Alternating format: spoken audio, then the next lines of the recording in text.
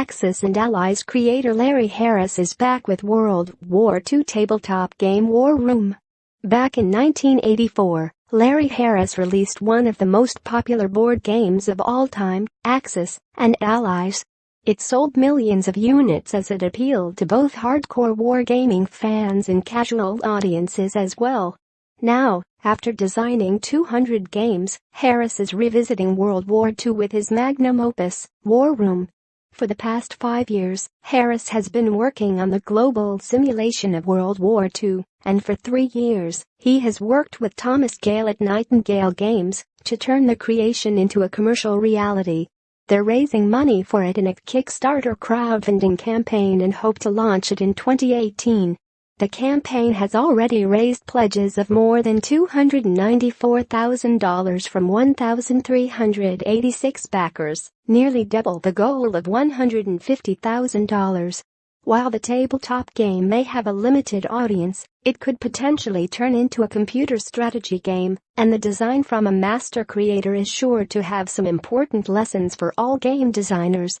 Harris is careful to say that he is proud of Axis and Allies, which is published by board game giant Hasbro. But he wants to do something more with all that he has learned from 3 decades of designing board games.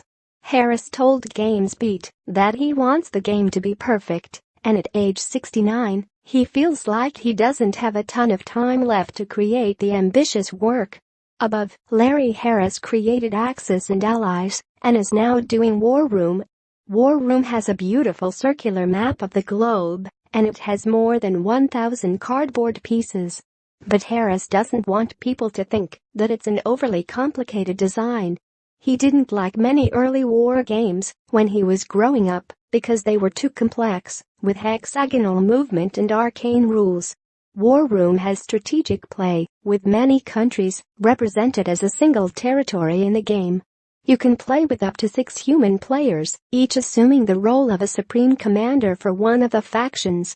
The game differs from Axis and Allies in that it has features such as morale and stress. If one country conquers another, it can gain that country's resources. But it could suffer a loss of morale if it loses a lot of soldiers or if its civilian population comes under a lot of stress. Harris said he put that in the game because Axis and Allies players would often turtle up in defeated countries, creating huge fortresses that were hard to take, like the final days of Japan. But morale and stress can destroy a country's units and result in a loss through a political surrender. Axis and Allies bridged the military simulation games and the popular board games, Harris said. I always felt games should be simpler. I didn't think I had to know how much fuel was in a truck or a tank. I used a board brush, leaving some details by obscurity and letting it be filled by their imaginations. In addition, Harris added secret and simultaneous movement. The game winds up with more surprises and unpredictable battles as a result. Above, War Room is a strategic simulation of World War II for 2 to 6 players. Harris started working on the game 5 years ago. An artist Thomas Gale joined him 3 years ago when he had a prototype ready. Gale has more than 20 years of game development experience, including computer games such as Zoo Tycoon and Majesty. Together, they went through 12 versions of the board game to get the design right.